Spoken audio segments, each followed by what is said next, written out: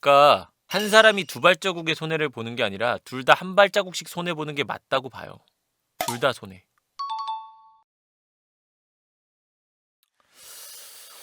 안녕하세요, 여우님. 항상 잘 챙겨보고 있습니다. 저는 공감보다는 문제 해결책을 제시해주는 편인데, 남자친구는 그 무한한 공감을 원해요. 이것 때문에 공감을 잘 못해주면 서운해해서 저도 공감을 많이 해주려고 하지만 어떻게 해야 하는지 모르겠고, 어렵기만 하네요. 애초에 저는 당사자가 아니면 완벽히 공감할 수 없다 생각하는데, 어떻게 하면 아예 경험하지 못한 일을 공감할 수 있을까요? 나도 이런 거를 잘 못하긴 하거든? 근데 이게 결과적으로는 그거야. 이렇게 생각하고 얘기를 들어봐. 상대방이 나한테 해결책을 바라고 물어보는 게 아니라 위로를 바라고 물어보는구나. 이렇게 생각하고 하면은 훨씬 낫더라고. 그러니까 나는 애초에 질문을 한다는 것 자체가 문제 해결을 위해 질문한다라고 생각하고 살아왔어. 지금도 그렇고 내 방송 또한 그런 방향성으로 가요. 방송적 고민 상담은. 근데 친구나 연인이 이렇게 물어볼 때는 해결책을 바라고가 아니라 나의 따뜻한 말을 원하고 물어보는구나 라고 그냥 돌려 말하는구나 라고 맨날 생각하면서 들어. 그랬더니 그냥 내가 해결책을 주는 게 아니라 그냥 힘든 얘기하면 그냥 힘들었겠다 이렇게 되더라고. 근데 이게 난 공감 못 해주는 사람이니까 공감 못 해주는데 왜 자꾸 나한테 뭐라 그래 이렇게 가버리면 사회성 결여야. 그럼 이런 말을 들어. 내가 들어봐 많이 들어. 그래서 듣다 보니까 이게 따뜻한 말을 해주기를 바라는 사람들이 많구나 그런 생각이 들더라고. 그래서 그냥 위로해주면 돼. 힘든 얘기하면 많이 힘들구나. 그리고 재차 몇 번을 물어보면 이제 니는 그럼 이거에 대해서 해결책이 뭐라고 생각해? 라고 물어보면 그때 답을 주면 돼. 그러니까 이거야. 여운아, 나 여자친구랑 헤어졌어. 만약에 이랬어 나한테. 그러면 야, 여자친구랑 헤어지면 시간 지나면 잊어져. 그러니까 이렇게 말할 필요가 없다는 거야. 정답은 두 번째든 세 번째든 나중에 말해도 상관이 없어. 내가 보니까. 그냥 여자친구랑 헤어진 일은 힘든 일. 야 힘들겠다. 내 머리로는 이렇게 사고해. 그래서 나 회사에서 혼났어. 그럼 왜 혼났는지를 물어보는 게 아니라 회사에서 혼난 건 힘든 일. 힘들었겠다. 그러면 필연적으로 이 말을 물어보더라고. 근데 이제 어떡하지? 그러면 그때 정답을 말해주면 돼. 나는 처음에는 무조건 그냥 그렇게만 얘기해. 얘가 이거 어떻게 해야 돼? 라고 물어봐도 처음에는 야 힘들겠다 이 얘기부터 해. 나는 상담은 그렇게 안 해주시고 닥쳐. 너 사회성 결여구나. 기본적으로 인간은 공감대를 원해. 사실 문제 해결책을 주는 사람들 있잖아. 나 같은 사람들, 나같이 문제 해결책을 먼저 말하는 사람들 있잖아. 이런 사람이라고 공감을 안 할까? 그건 아니거든. 그저 공감은 하는데 공감을 풀어나가는 방식이 나는 문제 해결인 거고 누군가들은 위로인 거고 이런 차이거든 사실은. 공감은 둘 다 해. 인간은 누구나 공감을 해. 근데 그거의 방향성이 이제 그걸 문제 해결 방향성으로 끌고 가는 거냐 아니면 위로의 방향성으로 끌고 가는 거냐의 차이거든. 공감을 못하는 게 아니거든. 그래서 일단은 내가 아까 말한 방식으로 해봐. 여기서 또 중요한 포인트는 뭐냐면 남친은 무한한 공감을 원해요. 난 이 부분이 걸려요. 이거는 진지하게 남자친구와도 얘기해볼 필요가 있긴 있어. 사실 개 피곤한 타입이야. 무한한 공감은 진짜 미친 공감 능력을 가진 인간이 아니면 대체로 힘들어해. 그러니까 어느 정도의 공감까지는 가능한데 진짜 어마어마한 공감, 무한한 공감 정도는 공감 능력이 좀 있는 사람들도 힘들어해. 피곤하고 지치거든 그게. 그래서 저 부분은 남자친구랑은 좀 대화를 해봐야 될 것 같아.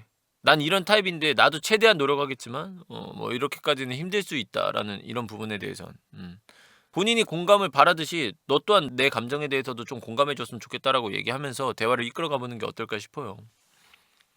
이거 내가 되게 자주 얘기하는데, 그러니까 연인 사이에 어떤 문제에 부딪히잖아. 그랬을 때는 내가 한 발 앞으로 가고 저 사람이 한 발 뒤로 가고 저 사람이 한 발 앞으로 오고 내가 뒤로 가고 이건 좋은 방향이라고 생각 안 해. 내가 뒤로 한 발 가고 저 사람도 뒤로 한 발 가고. 그러니까 한 사람이 두 발자국의 손해를 보는 게 아니라 둘 다 한 발자국씩 손해 보는 게 맞다고 봐요. 둘 다 손해. 그러니까 이거는 어떠한 인간의 기본적인 본성이라고 보는데 인간은 기본적으로 그냥 보상 심리를 가지고 있다고 봐요. 어느 정도의 인간은 이기심을 또 가지고 있고 그리고 인간은 공감대도 가지고 있고 그래서 내가 힘든데 힘든 애가 옆에 같이 있으면 덜 힘들어. 그러니까 나와 같은 아픔을 나누고 있는 사람이 있다면 조금 덜 힘들어. 그런 거의 대표적인 예시라고 본다면 상가집 같은 것도 그걸 활용한 방식이라고 보거든요. 죽은 사람을 보내주기 위해서가 아니라 같은 슬픔을 공유할 수 있는 사람끼리 많이 모여서 아픔을 나눈다의 개념에 가깝다고 보거든. 그래서 조금은 덜 힘들어지기 위한. 왜냐면 돌아가시자마자가 제일 힘든데 그 시기에 3일 동안 이렇게 같이 상갓집에서 시간을 보내면서 좀 아픔을 나누는, 슬픔을 좀 줄이기 위해서 그런 거라고 보거든요. 그런 것처럼 연인 관계에도 그게 매우 중요하다고 생각해요. 나만 뒤로 물러났다 생각하고 쟤는 앞으로 한 발 나왔어? 그러면 왜 나만 포기해야 돼? 난 손해보고 있는데, 이 생각이 들 수밖에 없다고 보거든. 그러니까 연인 관계에서 결국에 너무너무너무 중요한 거는 내가 한 발짝은 물러났을 때 저 사람도 한 발짝은 물러나는. 난 연애는 손해와 손해가 만나는 거라고 생각해요. 물론 궁극적 목표로 사랑이라는 이득을 얻기 위해서라는 게 있지만, 그걸 제외하고 어떠한 사건을, 문제를 두고 봤을 때는 연애는 기본적으로 손해와 손해가 만나는 게 맞다고 봐. 그래서 언제나 문제를 해결할 때, 어떤 문제에 부딪혔을 때 네가 이걸 싫어해? 네가 이걸 힘들어해? 그러면 나도 이만큼 힘들게, 너도 요만큼은 힘들어줘. 이게 맞아. 그래, 너 힘들다니까 내가 힘들게, 너 힘들지 마. 이게 아니야. 내가 요만큼 힘들게, 너도 대신 요만큼 힘들어줘. 이게 맞는 것 같아요. 이 방향성으로 문제를 해결해 가다 보면 항상 결과물은 좀 좋지 않을까. 물론 서로가 서로를 위해 희생할 수 있는 사랑이 기본 베이스로 깔려 있어야겠죠. 그것조차 감당하기 싫어. 내가 보기엔 그건 사랑이 아니라 욕심이 맞고, 그렇게 생각합니다. 아, 참 좋은 얘기 해줬다 내가.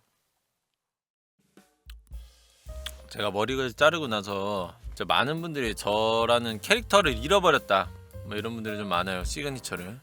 저 또한 그 부분을 많이 걱정을 했고, 지금도 사실 제 머리에 좀 불만인 게 저라는 사람의 시그니처를 좀 잃어버린 것 같아서 어떻게 할까 고민을 하다가 가발을 하나 준비했는데 이게 제 원래 머리보다도 훨씬 너무 뽁단머리가 와버렸어. 이게 내 캐릭터를 다시 돌려줄 수 있을까.